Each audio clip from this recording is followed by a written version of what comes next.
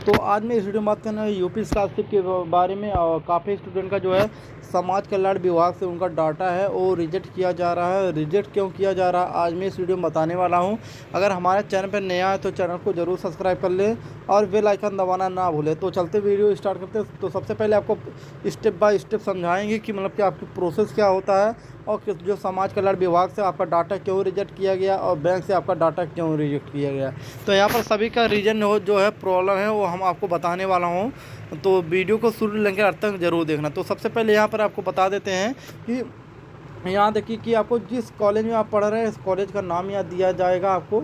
उसके बाद आपका रजिस्ट्रेशन संख्या दिया जाएगा और कैटेगरी कौन से में आते हैं, फ्रेश कैटेगरी में या रिन्यू कैटेगरी में आपको यहाँ पर दर्शाया गया है।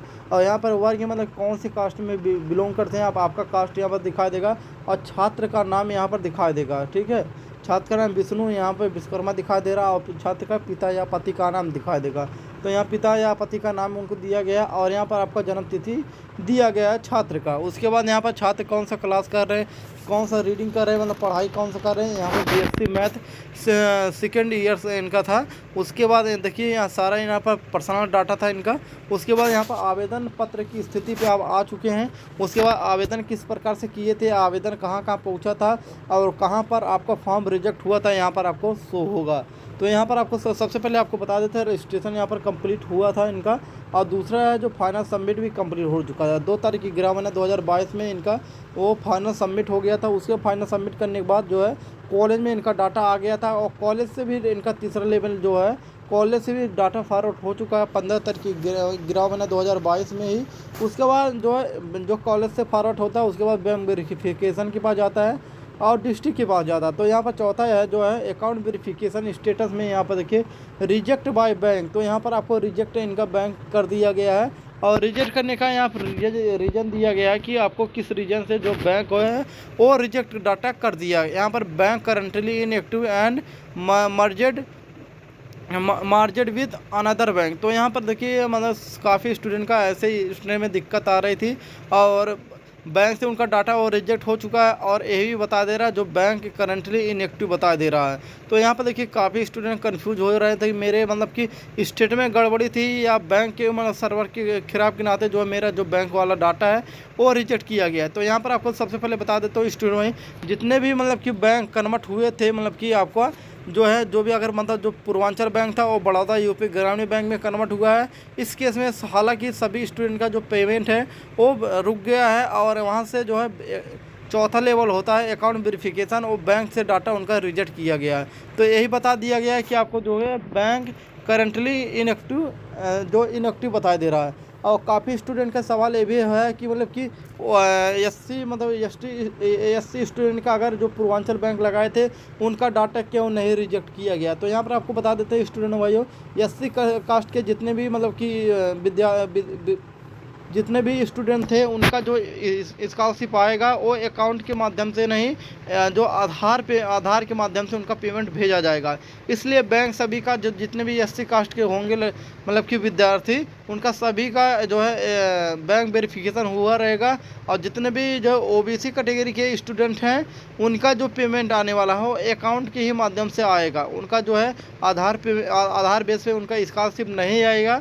और जितने भी एससी कैटेगरी के हैं मतलब विद्यार्थी उनका जो स्कॉलरशिप का पेमेंट आने वाला है वो जो है आधार के ही माध्यम से उनका स्कॉलरशिप आएगा।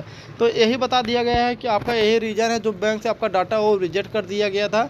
इसलिए यहाँ पर देखिए कि आपको केवाईसी अगर करवा लेते हैं, अगर केवाईसी करवाने में अगर आपका डाटा सत्यापन हो जाता है बैंक द्वारा तो हो सकता है आपका जो है स्कॉलरशिप आ जाता है। बट यहाँ पर देखिए रिजेक्ट कर दिया गया तो एक बार अपने बैंक में जाकर केवाईसी करवा सकते हैं। अगर बैंक हो सकता है जो है समाज कल्याण निदेशालय से कुछ अगर मतलब कि जो भी अगर सूचना आ जाता है तो हो सकता है ये भी आपका बैंक वाला डिटेल भी सही हो सकता है। क्योंकि यहाँ पे बैंक चेंज हुआ है जो इसमें सरकार की गलती थी मतलब कि जो है बैंक का जो डिटेल था वो रिजेक्ट नहीं करना चाहिए था क्योंकि विद्यार्थी का कोई गलती नहीं, इसमें सरकार का गलती है।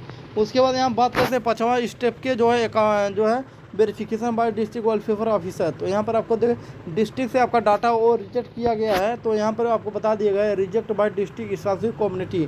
तो इन स्टूडेंट का जो स्कॉलरशिप का जो डिटेल था वो रिजेक्ट कर दिया गया है समाज कल्याण विभाग द्वारा। यहाँ पर आपको बताया भी दिया गया है, आपका जो डाटा है वो जिले से रिजेक्ट कर दिया गया है। और रिजेक्ट करने का यहाँ पर भी रीज़न दिया गया है कि आपका जो है बैंक है वो इनएक्टिव हो गया था, इस कारण जो आपका पेमेंट है वो नहीं आ पाएगा, और डिस्ट्रिक्ट से जो समाज कल्याण विभाग से है आपका डाटा है रिजेक्ट किया जा रहा है।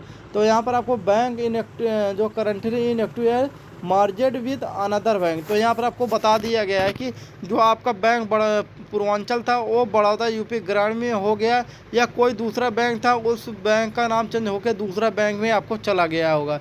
तो इस केस में अगर सब मतलब कि काफ़ी स्टूडेंट का स्टेट में ऐसी प्रॉब्लम को सामना करना पड़ रहा है। अगर स्टूडेंट भाइयों, अगर आपका जो है समाज कल्याण विभाग से और बैंक से डाटा अगर रिजेक्ट किया गया तो अपने बैंक जो है ट्विटर पे आप ट्वीट करिए, मतलब कि सीएम योगी सर को और DWO को, मतलब कि जो भी मतलब कि स्कॉलरशिप के जितने भी मतलब कि ऑफिस है उस पर आप टैग करके मतलब कि आपको प्रॉब्लम लिखना पड़ेगा, तभी हो सकता है डेट के मतलब के चांस रहे खुलने का, अन्यथा नहीं खुलेगा आपको। तो एक महासभा आपको बनाना पड़ेगा, ज़रूरी है, तभी स्कॉलरशिप का जो भी बैंक रिजेक्ट किया है और डिस्ट्रिक्ट समाज कल्याण विभाग से मतलब जो जिनका डाटा रिजेक्ट हुआ है सभी को एकजुट होकर मतलब आवाज़ उठाना पड़ेगा, अन्यथा आपका जो है वेबसाइट नहीं खोला जाएगा और स्कॉलरशिप से वंचित हो सकते हैं। तो एक महासभा आपको चलाना ज़रूरी है स्कॉलरशिप के बारे में, क्योंकि देखिए अगले बार जो है स्कॉलरशिप का डेट नहीं बढ़ने वाला था, बट जो महासभा सब चलाए थे स्टूडेंट भाइयों ने स्कॉलरशिप का डेट 5-6 दिन के लिए खोल दिया गया था।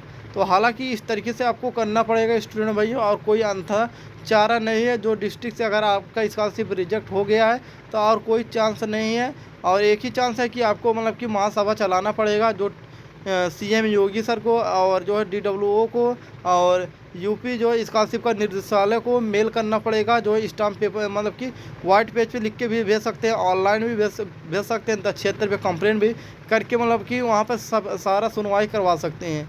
तो इसी केस में एक ही प्रॉब्लम है, जो है आपको महासभा चलाना ज़रूरी है, तभी आपका स्कॉलरशिप का हो सकता है डेट संशोधन का खुले, अन्यथा आपका स्कॉलरशिप ना आए।